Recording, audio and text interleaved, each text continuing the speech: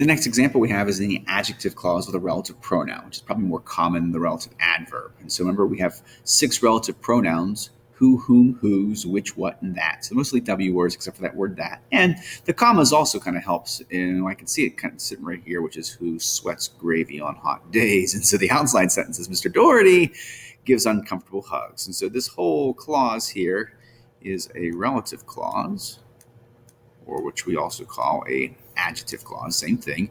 And I want you to see that the word who is our relative pronoun, and it's modifying or renaming Mr. Doherty. So we're always going to have, once again, an outside and an inside sentence.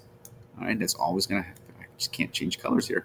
It always happens with an adjective or relative clause. You should have an outside sentence, Mr. Doherty, and this one's kind of been split. So Mr. Doherty gives uncomfortable hugs. Inside part, the orange part, who sweats gravy on hot days. So let's build the Mr. Doherty sentence right here.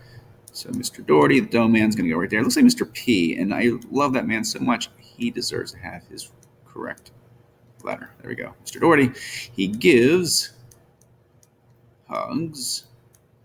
My line's sort of like a roller coaster here, isn't it? Whee! And then they're uncomfortable hugs. I'm not exactly sure what that means, but I wrote the sentence, so we'll just go with it anyway. Uncomfortable hugs. Second sentence, I'm going to put him over here in orange, and it says, who sweats gravy on hot days? I'm going to put him side by side. I'm going to anchor to my verb, which is sweats. He sweats what? Gravy. That's not even physiologically possible. He sweats this when? On days. And then there are hot days. And then we're looking for a subject. And that's one of the reasons why we know the word who fits really well as a subject, because it's kind of a slot that's open.